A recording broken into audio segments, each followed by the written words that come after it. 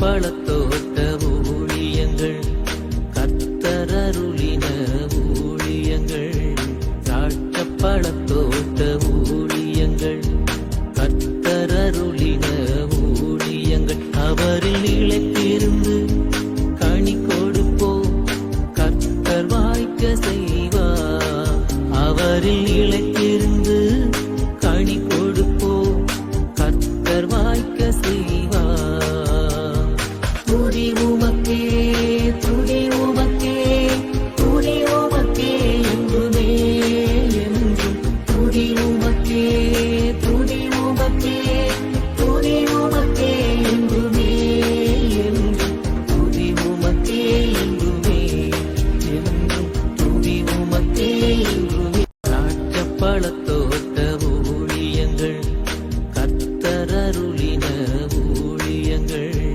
திராட்சை பழத்தோட்ட ஊழியங்கள் கத்தரருளின ஊழியங்கள் அவரில் நிலைத்திருந்து கனி கொடுப்போம் கத்தர் வாய்க்க செய்வார் அவரில் நிலைத்திருந்து கனி கொடுப்போம் கத்தர் வாய்க்க செய்வார் துதி உமக்கே துதி உமக்கே துதி உமக்கே என்றுமே என்றும் துதி உமக்கே துதி உமக்கே துதி உமக்கே என்றுமே என்றும் துதி உமக்கே என்றுமே என்றும் துதி உமக்கே என்றுமே. சிறியவனை பொழுதிலிருந்தும் எளியவனை குப்பையிலிருந்தும் எழுத்து உயர்த்தி ராஜாக்களோடும் பிரபுக்களோடும் வந்திருக்கச் செய்கிற அருமை ஆண்டவர் இயேசு கிறிஸ்துவின் இனிதான நாமத்தினாலே இந்த சத்தத்தை கேட்கின்ற அனைத்து தேவனுடைய பிள்ளைகளுக்கும் என்னுடைய அன்பான வாழ்த்துக்கள். நீங்கள் கோடா கோடியாய் பெருகுவீர்களாக, உங்களுடைய பிள்ளைகள் கோடா கோடியாய் பெருகுவார்களாக என்று வாழ்த்துகின்றேன், ஆசீர்வதிக்கின்றேன். பிரித்துக்குரியவர்களே, இந்த நாளிலே உங்களை இப்படியாக சந்திப்பது அதிக சந்தோஷம், மகிழ்ச்சி. கர்த்தர் இந்த நாளிலே என்ன நோக்கத்தோடு கூட இந்த செய்தியை நீங்கள் கேட்கும்படியாக அவர் சித்தம் கொண்டாரோ அவருடைய சித்தங்கள் நிறைவேறட்டும் என்று சொல்லி நான் வேண்டுகின்றேன். காலங்கள் செல்ல செல்ல ஆண்டவர் என்ன நினைக்கிறாரோ அவைகள் தவறாமல் நடந்துக்கிட்டே இருக்கும். எல்லோருடைய வாழ்க்கையிலும் கர்த்தர் சில சித்தங்களை வச்சிருக்காரு, திட்டங்களை வைத்திருக்கிறார். அதை யாரும் தடுக்க முடியாது. தேவன் நமக்கு தருகிற ஆசீர்வாதங்களை ஒருவரும் விடுங்க முடியாது. அதே போல் நமக்காக அவர் திறக்கிற வாசல்களை ஒருவரும் பூட்ட முடியாது. இதெல்லாம் பைபிளில் நம்ம பார்க்குறோம், நம்முடைய சொந்த வாழ்க்கையில் அனுபவங்களில் பார்க்குறோம். அதனால் நீங்கள் எதுக்கு குறிச்சும் கவலைப்படுங்கிற அவசியமே இல்லை. அவங்க இப்படி சொல்கிறாங்களே, இவங்க இப்படி சொல்கிறாங்களே, அவங்க இப்படி பண்ணுறாங்களா, இவங்க இப்படி பண்ணுறாங்களே, பண்ணுறவங்க பண்ணட்டுங்க. ஆண்டவர் உங்களுக்காக வைத்திருக்கிற திட்டங்களை தடுப்பதற்கு இந்த பூமியில் எந்த மனிதனுக்கும் அதிகாரமும் இல்லை, பலமும் இல்லை என்பதை நான் தெரிந்து கொள்ள வேண்டும். கர்த்தர் சகலத்தையும் காலத்தில் நேர்த்தியாக அழகாக செய்திருக்கிறார் எனப்பட்ட அந்த வாக்கு தத்துவம் ஒரு காலம் போகாது. இந்த நாட்களில் கர்த்தர் நல்ல மழையை எல்லா பகுதியிலும் கட்டளையிட்டிருக்கிறார். ஆசிரியத்து பகுதியிலும் கூட நல்ல மழையை ஆண்டவர் கட்டளையிட்டிருக்கிறார். கர்த்தருக்கு ஸ்தோத்திரம் உண்டாகட்டும். மக்களுக்கு தேவையான நல்ல ஆசீர்வாதமான மழை பெய்யட்டும். மழையினால் எந்த சேதாரமும் யாருக்கும் வராதபடி நான் கருத்தாக ஜெபிப்போம். மழை நேரத்தில் நமக்கு கிடைக்கின்ற தண்ணீரை நாம் சேகரிப்போம், வீணாக்கி விட வேண்டாம். அந்த ஞானத்தை கர்த்தர் எல்லோருக்கும் கொடுப்பாராக என்று நான் ஜெபிக்கின்றேன். பிரியத்துக்குரியவர்களே, இந்த வாரம் சனிக்கிழமை கர்த்தர் சித்தமானால் சென்னை உங்களுக்கு தெரியும், அதில் பல்லாவரம் ரயில்வே ஸ்டேஷன் தெரியும். அதில் இறங்கி பம்மல் மெயின் ரோட்டில் நீங்கள் ஷேர் ஆட்டோவில் வந்தீங்கன்னா முத்தமிழ் நகர் பஸ் ஸ்டாப்பு சியோன் காம்ப்ளெக்ஸ் இறங்கி உள்ளோடி வந்தீங்கன்னா பின்னால் லிஃப்ட் இருக்கும். 4வது மாடியிலே நான் உங்களுக்காக காத்திருப்பேன். சென்னையில் இருக்கிற தேவனுடைய பிள்ளைகள்லாம் ரொம்ப நல்ல பிள்ளைங்க, ஊழியத்தை மிகவும் இனிமையாக தாங்குவாங்க, நல்ல பிள்ளைகள். அவர்கள் கூட்டம் முடிந்தவுடனே நமக்கு நல்ல விருந்தை ஆயத்தப்படுத்தியிருக்காங்க. முக்கியமாக சகோதரன் மங்களராஜ் அவர்கள் தன் குடும்பத்தின் சார்பாக விருந்தை ஆயத்தப்படுத்தியிருக்கிறார். சென்ற மாதம் சகோதரர் கண்மணி சாலமோன் அவர்கள் தங்கள் குடும்பத்தின் சார்பாக விருந்தளித்தார்கள். அவர்களுக்கு ஒரு நல்ல வீட்டை ஆண்டவர் புதிதாய் வாங்குவதற்கு உதவி செய்தபடினாலே அவர்கள் விருந்தளித்தார்கள். ஏற்கனவே 2 வீடை ஆண்டவர் கொடுத்துருக்கிறார். 3வதாக இந்த வீட்டையும் கர்த்தர் கொடுத்துருக்கிறார். அந்த சந்தோஷத்தில் அவர் நமக்கு இப்படிப்பட்ட ஒரு நல்ல விருந்தை அளித்தார். அவர்களை ஆசீர்வதிப்பாராக. கூட்டத்தின் இறுதியில் உங்களுக்காக நான் தனித்தனியாக ஜெபிப்பேன். அனைவரும் வாருங்கள், இயேசு கிறிஸ்து உங்களுக்கு தரும் விடுதலை இலவசமாய் பெற்று செல்லுங்கள். அதை போலவே இந்த அடைக்கலான் குருவி எனப்பட்ட ஆவிக்குரிய முதியோர்களும் நாசரே தேவனுடைய மாளிகைக்குள்ளாக அமைந்திருக்கிறது. அநேக தேவனுடைய பிள்ளைகள் அங்கே இருக்கிறார்கள். அவர்களுக்காக தினந்தோறும் நல்ல நல்ல ஊழியக்காரர்கள், குருவானவர்கள் வந்து அவர்களுக்கு நல்ல செய்தியை கொடுத்து அவர்களை நாம் சந்தோஷமாக வைத்திருக்க வேண்டும் என்பதற்காக அவர்களுக்கு நல்ல ஊழியம் செய்து வராங்க. அவங்களும் நல்லா ஜெபிக்கிறவங்க தான். இன்னுமாக அங்கே இருப்பவர்களுக்கு 3 வேளையும் சிறப்பான உணவை வகை வகையாக நாம் கொடுத்து வருகிறோம். இது அடைக்கலான் குருவி முதியோர்களும் மழை நேரத்தில் மிகவும் பாதுகாப்பானது. நீங்கள் வந்து சேர்வதற்கு இதுதான் சரியான நேரம் என்று நான் நினைக்கின்றேன். நிறைய பேர் ஆவிக்குரிய முதியோரெடுத்து தேடுறாங்க. அவங்களுக்கு இதை குறித்து நீங்கள் சொல்லுங்கள். ஏற்றுக்குரியவர்களே, நமது ஊழியத்தின் சார்பாக இருக்கிற குடும்பங்கள் நிறைய பேர் இருக்காங்க, ஆயிரக்கணக்கில் இருக்கிறாங்க. அதில் ஒரு சில குடும்பங்களில் திருமணத்துக்கு காத்திருக்கிறாங்க. கர்த்தர் அவருடைய திருமண காரியங்களை வாக்கிய பண்ணுவாராக. இன்னும் ஒரு சில திருமணமாகி சில காலத்திலேயே அது உடைந்து போய் அதனால் அவங்க வேதனையோடு இருக்கிறாங்க. சட்டப்பூர்வமாக அவங்க பிரிஞ்சிட்டாங்க. அவர்களுக்கு நல்ல புதிதான வாழ்க்கை அமைய வேண்டும். முக்கியமாக கன்னியாகுமரி மாவட்டத்தில் அந்த அம்மா அவங்க மகன்லாம் நல்லா ஜெபிக்கிறவங்க, நம்முடைய ஊழியத்தை ரொம்ப நேசிக்கிறவங்க, தினந்தோறும் நம்ம நிகழ்ச்சியை பார்க்கிறவங்க. நான் வீட்டுக்கு போகும்போதெல்லாம் என்னை மிகவும் இனிமையாய் வரவேற்று உணவளிப்பவர்கள். அவருடைய பேத்திக்கு 27 வயதாகிறது. நல்லா முடித்து நல்லா வேலை பார்க்குறாங்க. அவர்களுக்கு படித்த நல்ல வேலை பார்க்குற ஜெபிக்கிற ஒரு மணமகன் தேவை. இரண்டாவதாக அதே கன்னியாகுமரி மாவட்டத்தில் அருமை தம்பி, அவர்களுக்கு 37 வயதாகிறது. நல்ல குணசாலியான மகன். அவருடைய அக்கா கம்பெனி வச்சுருக்கிறாங்க. அது 60 பேர்கிட்ட வேலை பார்க்குறாங்க. அந்த கம்பெனிக்கு இவர் மேனேஜராக இருக்கார். நிறைய சம்பளம், எல்லா வசதியும் இருக்கிறது. எனவே யாராவது விருப்பப்பட்ட நல்ல குடும்பத்துக்கு ஏற்ற மணமகள், ஜெபிக்கிற மணமகள் தேவை. இறுதியாக திருச்சி சிட்டியில் அவங்க இருக்கிறாங்க. நல்ல எண்ணெய் கடை வைத்திருக்கிறார்கள், ஹோல்சேல்ஸு. நல்ல தாய் தகப்பன், 2 பிள்ளைகள். மூத்த மகனுக்கு இப்பொழுது 30 வயதாகிறது. அவர்களுக்கும் குடும்பத்துக்கு ஏற்ற நல்ல குடும்பத்தை கவனிக்கிற, அனுசரித்து போகிற, ஜெபிக்கிற ஒரு மணமகள் தேவை. விருப்பப்பட்டவர்கள் தொடர்பு கொள்ளலாம்.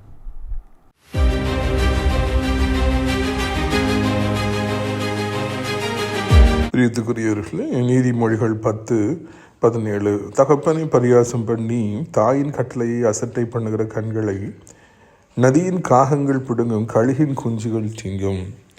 தகப்பனை தாயும் நேசிக்கிற பிள்ளைகளுக்கு, கீழ்ப்படுகிற பிள்ளைகளுக்கு, போற்றுகிற பிள்ளைகளுக்கு தீர்க்காயுசு உண்டாகும் என்று இன்னொரு வசனத்தில் வாசிக்கிறோம். ஆனாலும் கூட இந்த நாட்களிலே தகப்பனுக்கு தாய்க்கும் கீழ்ப்படியாத, எதிர்த்து பேசுகிற, சண்டை போடுகிற, கெட்ட வார்த்தைகளை திட்டுகிற, அடிக்கிற இவ்வளவோ பிள்ளைகளை நாம் காண்கின்றோம். அவர்களுக்கு என்ன முடிவு என்று சொல்லி இந்த வசனம் சொல்லுகிறது. அவருடைய கண்களை நதியின் காகங்கள் பிடுங்கி திங்குமாம். ஏராளமான சாபங்கள் வாழ்க்கையிலே உண்டாகுமாம்.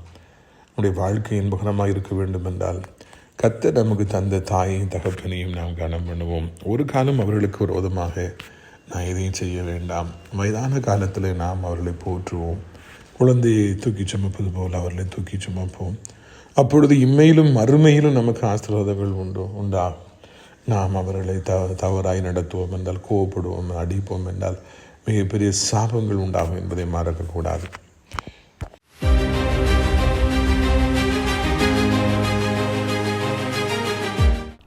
இதனால் நம்முடைய பிரயோஜனத்திற்காக சாமுவேல் 16வது அதிகாரம் 5வது வசனம். அதற்கு அவன், சமாதானம்தான், கர்த்தருக்கு பலியிட வந்தேன். நீங்கள் உங்களை பரிசுத்தம் பண்ணி கொண்டு என்னுடைய கூட பலி விருந்துக்கு வாருங்கள் என்றான். மேலும் ஈசாயை அவன் குமாரையும் பரிசுத்தம் பண்ணி அவர்களை பலி விருந்துக்கு அழைத்தான். அவர்கள் வந்த பொழுது அவன் எலியாவை பார்த்த உடனே, கர்த்தரால் அபிஷேகம் பண்ணப்படுவன் இவன் தானாக்கும் என்றான். கர்த்தர் சாமுவேலை நோக்கி, நீ இவனுடைய முகத்தையும் இவனுடைய சர்வ வளர்ச்சியும் பார்க்க வேண்டாம். நான் இவனை புறக்கணித்தேன். மனுஷன் பார்க்கிறபடி நான் பாரேன். மனுஷன் முகத்தை பார்ப்பான், கர்த்தரோ இதயத்தை பார்க்கிறார் என்றான். இந்த சம்பவம் உங்களுக்கு நல்லா தெரியும்னு சொல்லி நான் நினைக்கிறேன். மாபெரும் தீர்க்கதரிசி ஆகிய சாமுவேல் அந்த ஊருக்கு வரார். எல்லாரும் நடுங்கிறாங்க. அந்த அளவுக்கு கனம் பொருந்திய ஒரு தீர்க்கதரிசி, நல்ல அனுபவம் வாய்ந்தவர். சாமுவேல் தீர்க்கதரிசி மாதிரிலாம் ஒரு தீர்க்கதரிசி கிடைப்பதற்கு இஸ்ரவேல் ஜனங்கள் நிச்சயமாக கொடுத்து வைத்திருக்க வேண்டும். அவர் வந்த பிறகு தான் இஸ்ரவேலில் எல்லா சட்டத்திட்டங்கள்லாம் ஒழுங்காக நடந்தன. அவர் தான் ராஜாக்கள் அபிஷேகம் பண்ணார். அவர் மிகவும் கர்த்தருக்கு பயப்படுற மனிதன், நியாயமும் செய்கிறவர். அவர்கிட்ட ஒரு முக்கியமான பொறுப்பு ஆண்டு கொடுத்து அனுப்பியிருக்கிறாரு. அதனால் அவர் வாராரு. அப்போது அந்த ஈசாயுடைய குமாரர்கள் எல்லாரையும் வரிசையாக விடு, அவங்களில் ஒருத்தன் தான் நான் தெரிந்து கொண்டு ராஜான்னு ஆண்டுன்னு சொன்ன உடனே அங்கே அந்த ப்ரொசஷன் மாதிரி நடக்குது, பரேடு மாதிரி நடக்குது. ஈசாய் தன்னுடைய மூத்த குமாரனாக எலியாவை நடக்க சொல்லுகிறார். அந்த எலியா பார்ப்பதற்கு மிகவும் அழகாக, உயரமான, கம்பீரமாக அவர் இருக்கிறார், புஜபலத்தோடு இருக்கிறார். உடனே இந்த தீர்க்கதரிசியாகிய சாமுவேல் கொஞ்சம் கூட யோசிக்காமல், ஆண்டவர்கிட்ட கேட்காம, இவ்வளோ கம்பீரமாக அவர் இருக்கார், அதனால் இவர் தான் கண்டிப்பாக ஆண்டவர் தெரிந்து கொண்ட பாத்திரமாக இருக்குன்னு சொல்லி எண்ணெயை ஊற்றுறதுக்கு போயிடுறாரு. அபிஷேகம் பண்ணுறதுக்கு அவர் ரொம்ப அவசரப்பட்டு போயிடுறார்.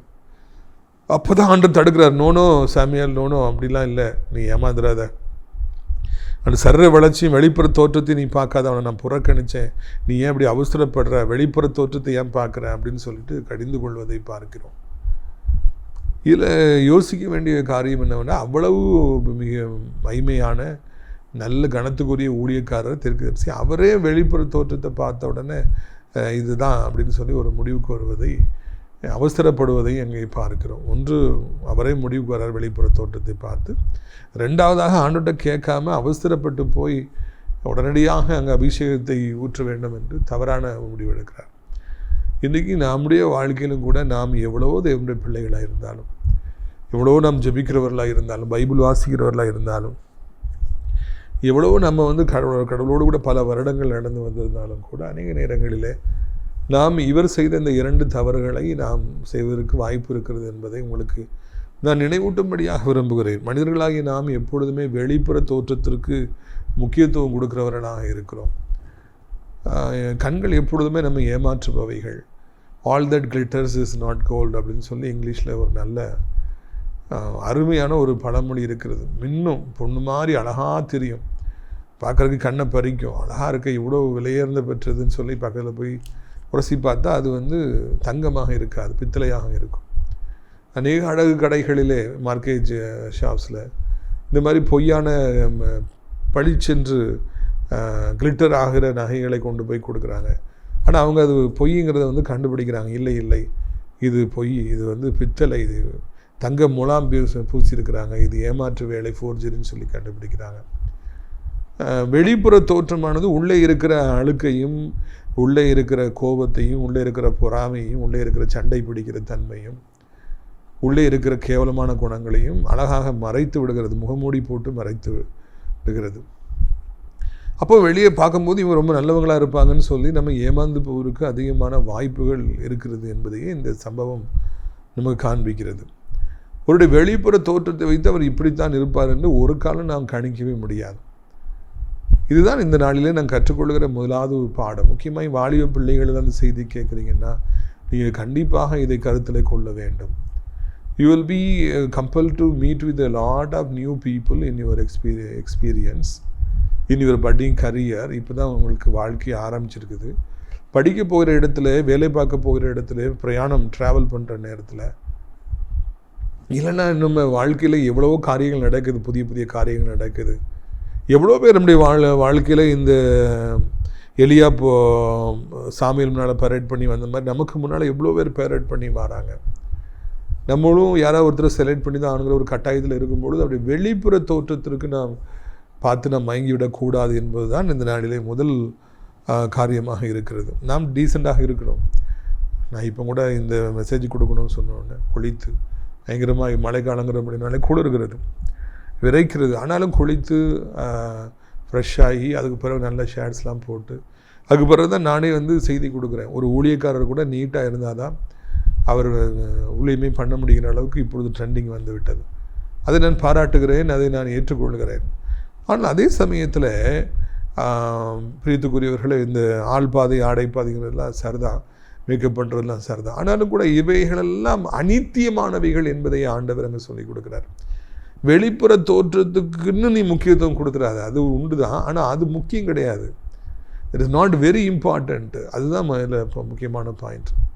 நாம் குளிக்கின்றோம், நாம் பவுடர் போடுகிறோம், நம்ம நம்மளை சரியாக ட்ரெஸ் பண்ணுறோம், எல்லாம் தேவையான செய்கிறோம், அது நல்லது. ஆனால் அதுதான் எல்லாம் என்று சொல்லி நான் நினைக்கக்கூடாது. இதை வைத்து ஒரு முடிவுக்கு வந்து விடக்கூடாது. அதைத்தான் ஆண்டவர் நமக்கு தெளிவாக சுட்டித்து காண்பிக்கின்றார். சின்ன பிள்ளைகள் கூட இன்றைக்கி தீபாவளி வந்துச்சு, ட்ரெஸ் எடுக்கணும், கிறிஸ்மஸ் வருது ட்ரெஸ் எடுக்கணும், அந்த மாதிரி மேக்கப் போடணும், இந்த மாதிரி அலங்கரிக்கணுங்கிற மாதிரி ஒரு இப்போ வந்து சோசியல் மீடியாவில் அப்படி பயங்கர ட்ரெண்டிங்காக போயிட்டு இருக்குது. ஆனால் இதையெல்லாம் விட ஆண்டவர் சொல்கிறார், வெளிப்புற தோற்றத்தை பார்க்காதே, நான் வந்து மனுஷன் மாதிரி முகத்தை பார்க்க மாட்டேன், இதயத்தை பார்ப்பேன், இதயமே முக்கியம் என்று சொல்லி ஆண்டவர் இங்கே சொல்லுகின்றார். நம்முடைய வாழ்க்கையில் இந்த வெளிப்புற தோற்றங்கள் எல்லாம் மாயானவைகள், அவைகள்லாம் மறைந்து போகிறது. இளவயது ஓடி போகிறது, வாலிபம் மறைந்து போகிறது, மிடுக்கு மறைந்து போகிறது, கருப்பான முடிகள் மறைந்து போகிறது, எல்லா கவர்ச்சிகரமான காரியங்களும் மறைந்து போகிறது, கிழட்டுத்தன்மை நமக்கு வந்து விடுகிறது. ஏனென்றால் இது நிரந்தரமானது அல்லவே அல்ல. நிரந்தரமானது என்ன என்றால் ஆவிக்குரிய அலங்கரிப்பு, தாழ்மை மற்றும் அந்த அன்பான குணங்கள், சிரித்த மோகங்கள், எல்லோரையும் மரியாதை செய்வது, யாரிடத்திலும் கரிச்சி கொட்டாமல் இருப்பது, யார் மேலும் பொறாமைப்படாமல் இருப்பது, கேவலமாக யாரையும் பேசாமல் இருப்பது, யோசித்து யோசித்து பேசுவது, ஆவிக்குரிய கனிகள் நிறைய இருக்கின்றன. இதுதான் மிக முக்கியமானது. ஒரு மனிதனுக்கு கனிகள் தான் முக்கியமானது. இதுதான் வாழ்க்கையில் முக்கியம் சொல்லி ஆண்டவர் இங்கே பேசுகின்றார். வாழ்க்கையில் கனி நிறைந்த ஒரு வாழ்க்கை நமக்கு இருக்க வேண்டும். நம்முடைய குணாதிசயங்கள் மிகவும் நல்லவைகளாக இருக்க வேண்டும். யாருடைய மனதையும் நாம் புண்படுத்தி விடக்கூடாது வார்த்தைகளினாலே. யாரும் புண்படும்படியாக நாம் நடந்து கொள்ளக்கூடாது. இப்படி பண்ணால் அவங்களுக்கு கஷ்டமாக இருக்குமா, அப்போ வேண்டாம். ஒரு வார்த்தையை பேசுனா அவங்களுக்கு பிடிக்கல, அப்போ நீங்கள் பேசக்கூடாது. அவங்க காயப்பட்டாங்க, சாரி நான் தெரியாமல் அப்படி பண்ணிட்டேன், என்னை மன்னித்து கொள்ளுங்கள், இனி நான் இப்படி நீங்கள் மனது நோகும்படியாக நான் நடந்து கொள்ள மாட்டேன். அந்த இறங்கி வரக்கூடிய அந்த ஸ்ட்ரென்த் இருக்குது பார்த்தீங்களா, நான் ஏதோ பண்ணிட்டேன், தப்பாக பண்ணிட்டேங்க, என்னை மன்னிச்சுக்கிடுங்க, கீழே இறங்கி வந்து சாரி கேட்குறாங்க பார்த்தீங்களா. இதுதான் கனி நிறைந்த ஒரு வாழ்க்கை. தீபாவளி முடிந்தது, எவ்வளோ பேர் பட்டாசு கொடுத்துனீங்க, கிறிஸ்மஸ் வரும்போது இன்னும் நிறைய பேர் கொடுத்துவீங்க. நம்ம பக்கத்து வீட்டில் வியாதிப்பட்டுருக்குறாங்க, வருத்தமாக இருக்காங்கன்னா யோசிக்க வேண்டும், இதெல்லாம் போட்டோன்னா அது அவங்களுக்கு மனசு கஷ்டமாக இருக்குமோ. இந்த தீபாவளி பட்டாசு வந்து மனிதர்களுக்கு இன்பமானது, நாய்களுக்கும் மிருகங்களுக்கும் மிகவும் எதிரானது. நாய்களெல்லாம் தவிக்கின்றன, சவுண்டை கேட்டு தவிக்கின்றன, பயப்படுகின்றன. நம்மை குறித்து மாத்திரம் நாம் கவலைப்படுவோம் என்றால் இந்த எலியாவை போலத்தான் நாம் இருப்போம். விலங்கினங்களையும் உயிரினங்களையும் குறித்து கூட நாம் கவலைப்படுவோம் என்றால் ஐயோ அவங்களுக்கு அது வருத்தமாக இருக்குமே, பயப்படுமே, வேதனைப்படுகிறது. அப்போ நம்ம கொஞ்சம் சவுண்ட் இல்லாத வெடியை வெடிப்போம், தூரமாக போய் வெடிப்போம். பைக்கு வேகமாக ஓட்டும்போது சவுண்டு கேட்டால் அது பெரியவங்களுக்கு வருத்தமாக இருக்கிறது என்றால் அவ்வளோ சவுண்டான பைக் எனக்கு வேண்டாம், அப்படி ஹார்ன் அடிக்க வேண்டாம். பிறருடைய மனது துன்பப்படுகிறது என்றாலே கனி நிறைந்தவர்கள், கர்த்தருடைய பிள்ளைகள் இது எப்படி செய்ய வேண்டாம் அப்படிங்கிற மாதிரி ஒரு மனநிலைமைக்குள்ளாக வருவாங்க. கெட்ட குமாரன் ஒரு நாளிலே மனம் திரும்புகிறான், இனி எனக்கு இந்த வாழ்க்கை வேண்டாம், இனி எனக்கு இந்த அலங்கோலங்கள் வேண்டாம், இனி எனக்கு இந்த பண்டிகைகள் வேண்டாம், நான் என் தகப்பனிடத்தில் திரும்புவேன், நான் பாவ அறிக்கை செய்வேன், நான் தகுதியற்றவன் என்று சொல்லுவேன். அதுதான் மெய்யான மனம் திரும்புதல். அதுதான் மெய்யான மனம் திரும்புதல். அதுதான் கனி நிறைந்த வாழ்க்கை. அதை உடனே அப்பா ஏற்றுக்கிறாங்க. நம்முடைய வாழ்க்கையிலும் அப்படியே கனி நிறைந்தவர்களாக இருப்போம். ஒருத்தர் பார்க்கும் பொழுது பழகும்போது வெளிப்புற தோற்றம் நல்லது, ஆனால் அதை விட அவங்க மனது எப்படிப்பட்டது, அவங்க குணாதிசயங்கள் எப்படிப்பட்டது, அதன் அடிப்படையில் நாம் முடிவெடுப்போம், அதன் அடிப்படையில் நாம் தேர்வு செய்வோம். அப்பொழுது நம்முடைய வாழ்க்கை இன்பகரமாக இருக்கும் என்பதில் சந்தேகமில்லை. ஆண்டவர் சாமிக்கு ஒரு அருமையான வார்த்தை சொல்றார் பார்த்தீங்களா, மனுஷன் முகத்தை பார்க்குறேன், நான் இதயத்தை பார்க்குறேன். அவருடைய பிள்ளைகளாகிய நாமும் கூட பிறருடைய முகத்தை பார்க்காதபடி உள்ளத்தை பார்க்க நாம் படித்து கொள்வோம். அப்படி ஒவ்வொரு பிள்ளையாக வர சொல்கிறாங்க. எல்லா பிள்ளையும் பார்த்துட்டு Samuel no no no no no யாரையும் ஆண்டு தேர்வு சரி 7 பேர் வராங்க, வரிசையாக வராங்க, அழகாக இருக்கிறாங்க. தாவீதுடைய அண்ணன்மார்கள் எல்லாரையும் அவர் நோ நோ நோன்னு சொல்லி ரிஜெக்ட் பண்ணுறாரு. உங்கள் வாழ்க்கையில் நிறைய பேர் வரலாம், 7 பேர் வரலாம், 70 பேர் வரலாம், 700 பேர் வரலாம். இவங்க தான் இருக்கணும், இவங்க தான் இருக்கும், இவங்க தான் இருக்குன்னு சொல்லிட்டு நீங்கள் வந்து அவசரமே படக்கூடாது. பொறுமையாக இருங்க. எத்தனை பேரை கழிக்கினாலும் கழிப்போம். அதான் நம்ம வாலிப காலத்தில் யாரோ பிரசவம் செய்து ஞாபகத்துக்கு வருகிறது. வாலிப பிள்ளைகளுக்கு எந்த ஆணை பார்த்தாலும் கொஞ்சம் நல்லா இருந்தாங்க, கொஞ்சம் அன்பாக இருக்காங்கன்னா இதுதான் என்னுடைய கணவராக இருக்குமோ, இதுதான் எனக்கு ஏற்ற துணையாக இருக்குமோன்னு சொல்லி ஒரு எண்ணம் வரும் என்று சொல்லி யாரோ பிரசவம் செய்து எனக்கு ஞாபகத்துக்கு வருது. இவராக தான் இருக்குமோ, இவரு தான் இருக்கணும். இல்லை, ஒருத்தர் கழிச்சாச்சு, 2வது கழிச்சாச்சு, 5 கழிச்சாச்சு, 6 கழிச்சாச்சு, 7 கழிச்சாச்சு, ஒருத்தருமே இல்லையே, அப்போ நான் வெறுமையாக போகணுமா? இதை குறித்து சாமியாருக்கு தெரியாதா? ஆனால் அதை அவரெல்லாம் கவலைப்படல. போகிறது போட்டோம், ஆண்டவர் நோன்னு சொல்லிக்கிட்டே இருக்கிறார். 7 பேரும் விட்டுருக்காரு, 7 பேரும் கிடையாதுன்னு சொல்லிட்டார். நிறைய பேர் என்ன சொல்கிறாங்கன்னா, இப்படி நீ வேண்டான்னு சொல்லிட்டே இருந்தீங்கன்னா உனக்கு கடைசி வரைக்கும் கல்யாணம் ஆகாது. அது ஒரு வகையில் உண்மைதான். எல்லாரையும் வேண்டாம் வேண்டான்னு சொல்லிகிட்டே இருந்தால் அப்புறம் கல்யாணமே ஆகாமல் போயிடும். அது உண்மைதான். ஆனால் அதே சமயத்தில் கர்த்தருக்கு சித்தம் இல்லாதவங்க ஒன்றுமே இல்லாமல் இருக்கும்போது அவசரப்பட்டு எனக்கு இவர் தான் வேணும் இப்படி கழிச்சிட்டு இருந்தேன், எனக்கு கல்யாணம் ஆகாமல் போயிடும், சரி யாரையாவது எனக்கு கல்யாணமாக கொண்டாங்க அப்படின்னு சொல்லி நம்ம முடிவெடுத்தாலும் அதுவும் நாச மோசங்களை வாழ்க்கையில் ஏற்படுத்தி விடும் என்பதை மறந்துடாதீங்க. கர்த்தரோட சித்தம் வர வரைக்கும் எவ்வளோ கழிச்சு போனாலும் பரவாயில்லை, எவ்வளோ பணம் போனாலும் பரவாயில்லை, எவ்வளோ அலைச்சல் வந்தாலும் பரவாயில்லை. 7 பேரை துணிஞ்சு இவர் விட்டார். அதே மாதிரி நாமும் எத்தனை பேர் விட வேண்டிய சூழ்நிலைகள் வந்தாலும் பரவாயில்லை. நமக்கென்று யாரை ஆண்டு தெரிந்து வைத்திருக்கிறாரோ அதை ஆண்டவர் கொண்டு வருவார். அதுக்கு பிறகு சாமுவேல் என்ன சொல்கிறார் பாருங்கள், 11 பாருங்கள். உன் பிள்ளைகள் இவ்வளவு தானா என்று இசையை கேட்டான். அதற்கு அவன், இன்னும் எல்லோருக்கும் இளையவன் ஒருவன் இருக்கிறான், ஆடுகளை மேய்த்து கொண்டிருக்கிறான் என்றான். அப்பொழுது சாமுவேல் ஈசாயை நோக்கி ஆள் அனுப்பி அவனை அழைப்பி, அவன் இங்கே வருமட்டும் நான் பந்திருக்க மாட்டேன் என்றான். பார்த்தீங்களா, என்னப்பா உனக்கு இவ்வளோ பிள்ளைகள் தானே, ஆண்டவர் யாரையுமே தேர்வு செய்யலையே, இந்த 7 பேர் இல்லைன்னா இன்னொரு பிள்ளை இருக்கணுமே அப்படிங்கிறத அவர் அறிவில் அவர் கண்டுபிடிக்கிறார். God rejected all the 7. இவ்வளோ தானே, இன்னொருத்தர் இருக்கானா, வேறு யார் இருக்காங்களா, உனக்கு வேறு பிள்ளைகள் இருக்குதா, அவர் என்கொயர் பண்ணுறாரு. தனக்கு 7ஆவதுக்கு அப்புறம் 8ஆவது ஒரு பிள்ளை இருக்குங்கிறத தகப்பன்னு சொல்லலை. ஆனால் அங்கே சாமுவேல் தீர்க்கதரிசியுடைய அனுபவம் அவருக்கு சொல்லிக் கொடுக்குது. ஒருத்தன் இருக்கானா, ஆமாம் ஒருத்தன் இருக்கான், அவன் ஆடு மேய்ச்சிட்டு இருக்கான், ஒன்றுத்துக்கு ஆகாதவன், அவனை கணக்கிலே வைக்க மாட்டான், அவன் காட்டுக்குள்ளே இருக்கான், ஒன்றுத்துக்கு ஆக மாட்டான், தூரத்தில் இருக்கான், இந்த மாதிரி இடத்துக்குலாம் வர்றதுக்கு அவனுக்கு தகுதி கிடையாதுங்க ஐயா அப்படின்னு சொல்கிறேன். பரவாயில்ல அவரை கூட்டுவாங்க, ஒருவேளை அவராக கூட இருக்கலாம், அவர் வர்ற வரைக்கும் நான் சாப்பிட மாட்டேன் உட்கார மாட்டேன்னு நின்றுட்டே இருந்தாராம். ஒளிந்திருக்கிறவர்களை கண்டுபிடிப்பது தான் தேவனுடைய சித்தமாக இருக்கிறது. கழித்து போட்டவர்களையும் தூக்கி தூர போட்டவர்களுக்குள்ளாகவும் பொக்கிஷம் இருக்கலாம், தங்கங்களும் வைரங்களும் ஒளிந்திருக்கலாம். அதை மறைத்து சாத்தான் எப்பொழுதுமே மறைத்து வைப்பான், காட்டுக்குள்ளே அனுப்பி விட்டான். ஒளித்து வைத்த தகப்பனுடைய உள்ளத்தில் கசப்பை கொண்டு வந்து விட்டான், வெறுப்பை கொண்டு வந்து விட்டான், சபையில் வருவதற்கு தகுதியற்றவன்கிற எண்ணத்தை கொண்டு வந்து விட்டான். எவ்வளவு சாத்தான் கிரியை செய்கிறான், தந்திரமாக இருக்கான் பார்த்தீங்களா. தாவீதை வெளியே விடவே கூடாது, காமிக்கவே கூடாதுங்கிறதுல அவன் அவ்வளோ உறுதியாக இருக்கிறான். மறைச்சி வச்சுருவான். தேவனால் நீங்கள் தெரிஞ்சு கொள்ளப்பட்டீங்கன்னா அவங்கள ஒழிச்சு வச்சுருவோம். அவங்க திறமைகளை, உங்கள் தாளந்துகளை, உங்களுடைய அறிவை, புத்தியை, நற்குணங்களை, உங்களுடைய உழைப்பை, உங்களுடைய ஓடி ஓடி உழைக்கிற உங்களுடைய கால்களை யாருக்கும் காண்பிக்கக்கூடாது, உங்களுடைய திறமைகளை யாருக்கும் காண்பிக்கக்கூடாது. உங்களை எப்படியாவது ஒழித்து வைத்து விட வேண்டும் என்பதை சாத்தானுடைய மிகப்பெரிய திட்டமாக இருக்குது. அன்னைக்கு தாவீதை ஒழிச்சு வச்சான். ஆனால் ஆண்டவர் அதோடைய ஊழியக்காரர் கண்டுபிடிக்கிறாரு, அதை வெளியே எடுக்கிறார். யார் இன்னொருத்தன் இருக்கானா, இவ்வளோதானா, இதில் இவங்கெல்லாம் கிடையாது அப்படின்னு ஒன்று தான் அவர் வேறு வழி இல்லாமல் ஒருத்தன் இருக்கிறாங்கிற ஐடென்டிட்டியை அவர் அங்கே சொல்லுகின்றார். மனிதன் எவ்வளவு ஒழித்து வைத்தாலும், பெற்ற தகப்பனை ஒழித்து வைத்தாலும் ஆண்டவர் வெளியே கொண்டு வருகிறார், தீர்க்கதரிசி வெளியே கொண்டு வர்றார். இதுதான் கர்த்தருடைய மகிமை என்று சொல்லி காண்கிறோம். உங்களை எத்தனை பேர் ஒழித்து வைத்தாலும், உங்களுக்கு தலைமையாக இருப்பவர்களை HOD ஒழித்து வைத்தாலும், முதல்வராக இருப்பவர்கள் ஒழித்து வைத்தாலும், இல்லைன்னா உங்களுக்கு எவ்வளோ பெரிய அதிகாரத்தில் இருப்பவர் உங்களை காண விடாமல் ஒழித்து வைத்திருந்தாலும், தேவன் ஏற்ற வேலை வரும் பொழுது உங்களை வெளிச்சத்துக்கு கொண்டு வருகிறார், எல்லாருக்கும் அறிமுகப்படுத்துகிறார். அதைத்தான் இந்த நாளிலே உங்களுக்கு நான் பேசும்படியாக விரும்புகிறேன். எனக்கு யாருமே சான்ஸ் தர மாட்டேங்காங்களே, எனக்கு அப்பா இல்லையே, ஐயோ எல்லாருக்கும் வாழ்க்கையில் உயர்வு வருது, எனக்கு வர மாட்டேங்குது, அங்கலாய்ச்சிட்டு இருக்கீங்களா, தூக்கி தூர வீசப்பட்டுட்டீங்களா, எல்லாருக்கும் உங்களை பிடிக்கவே இல்லையா, எல்லாரும் உங்களை தூரமாக வச்சுருக்காங்களா, ஒரு கல்யாணத்துக்கு கூட கூட மாட்டேங்கிறாங்களா, ஒரு ஃபங்க்ஷனுக்கு கூட கூட மாட்டேங்கிறாங்களா, எல்லாருக்கும் ஆகாதவராக நீங்கள் இருக்கீங்களா, உங்களை தான் ஆண்டவர் தேடி வருவார், தோண்டி எடுப்பார், உங்களை பொக்கிஷமாக கையில் கொண்டு வருவார். எங்கே நீங்கள் ஒழிச்சு வைக்கப்பட்டிருந்தாலும் மறக்கப்பட்டிருந்தாலும் தேவன் உங்களை தூக்கி எடுத்து ஏற்ற நேரத்தில் கொண்டு வருவார். அவர் பார்த்தோன்னே என்ன சொல்கிறார் பாருங்கள், இவன் தான், நீ எழுந்து அவனை அபிஷேகம் பண்ணி என்றார். அப்பொழுது சாமுவேல் தைல கொம்பு எடுத்து அவன் சகோதரன் நடுவில் அபிஷேகம் பண்ணினான்.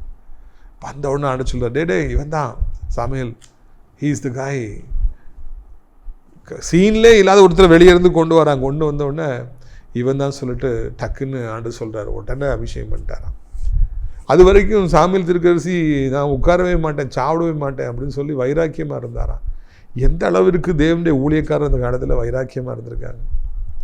சாப்பாடுக்காக நான் வந்தேன், இங்கே விருந்துக்காக நான் வந்தேன், அதெல்லாம் முக்கியமே கிடையாது, தூரம் வைங்க. தேவன் ஊழியக்காரர், நான் யாரையும் அபிஷேகம் பண்ணுவோம் பிள்ளைய அது கூட்டுவோம், அதுக்கு பிறகு தான் எனக்கு எல்லாம். அந்த காரியத்தை முடிக்கிற வரைக்கும் நான் ஓய மாட்டேன்னு சொல்லி அந்த கண்ணுங்க கருத்துமாக இருந்தாராம். நம்மளாம் வாழ பழகணுங்க. சாமுவேல் தீர்க்கதரிசிட்டு கற்றுக்கொள்ளணுங்க எப்படி வாழணும் இந்த பூமியில். செய்கிற காரியத்தை முடிக்கிற வரைக்கும் ஓயக்கூடாது. ஒரு காரியத்தில் தலை போட்டோன்னா அதை முடிக்காமல் விடக்கூடாது. அதிலேயே கவனம் இருக்கணும் அப்படிங்கிறத மறந்துடவே கூடாது. உட்காரவே மாட்டேன், சாப்பாடே வேண்டாம். அவர் நின்றுட்டு இருக்காரு, சாப்பிடாமல் இருக்காருன்னு வேறு யாரும் உட்கார முடியுமா, சாப்பிட முடியுமா? எல்லோரும் வெயிட் பண்ணுறாங்க.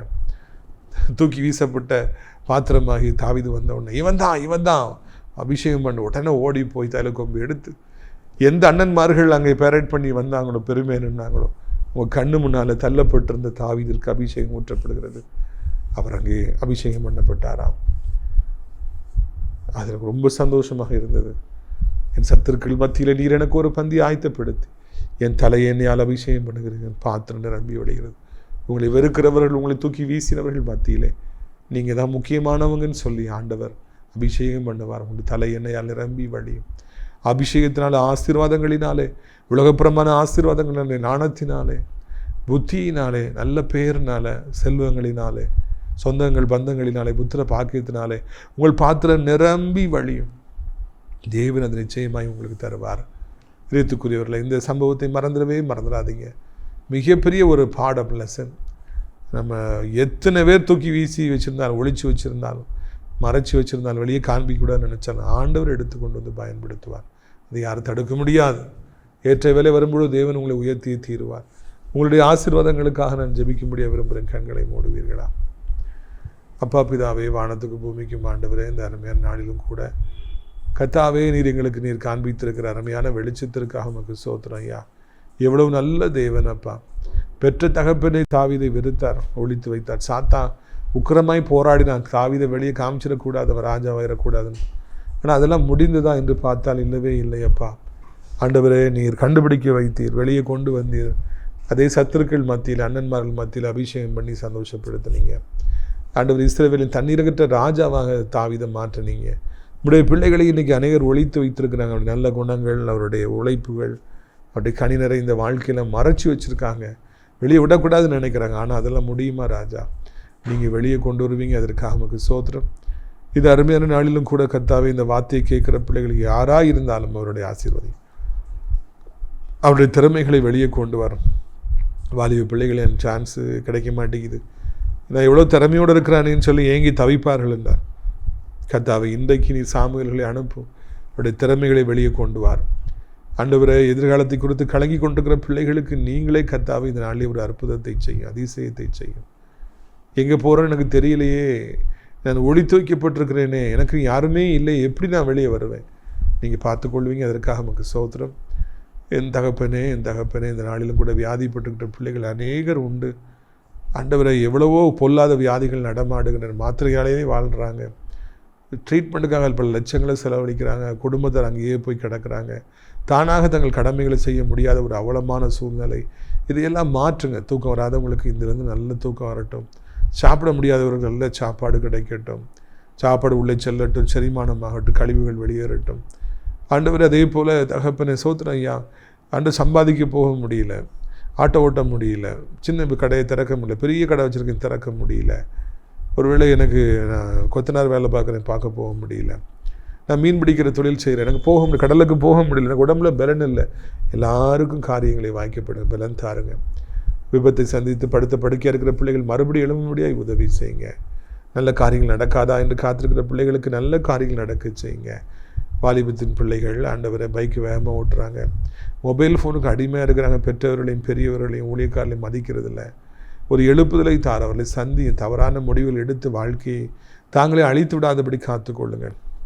ஆண்டவரே, அதை போலவே கர்த்தாவே, எங்கள் பரம தகப்பனே, இந்த நாளிலும் கூட ஏசப்பா சோத்திரம் ஐயா, வயதானவர்களை விழுந்து விடாதபடி 2 கைகளை தாங்கிக் கொள்ளுங்கள். இந்த குளிர்காலம் அவர்களை பாதிக்காதபடி பாதுகாத்துக் கொள்ளுங்கள். மழையினால் எந்த பாதிப்பு வராதபடி காத்துக்கொள்ளுங்கள். அசம்பாவிதங்கள் நடந்து விடாதபடி காத்துக்கொள்ளுங்கள். ஹார்ட் அட்டாக்கு, ஸ்ட்ரோக்கு போன்ற கொடூரமான வியாதிகள் சடிதியில் வராதபடி பாதுகாத்துக் கொள்ளுங்கள். ஆண்டவரை, வாகனங்களில் போகும்பொழுது பாதுகாத்துக் கொள்ளுங்கள். என் தகப்பனே, இந்த நாளில் உலகம் இருக்கிற அத்தனை நாடுகளையும், இந்த தாய் திருநாட்டையும் ஆசீர்வதிங்க. அனைத்து மக்களையும் ஆசீர்வதிங்க. அனைத்து தேவனுடைய பிள்ளைகளையும் ஊழியக்காரர்களையும் ஆசீர்வதிங்க.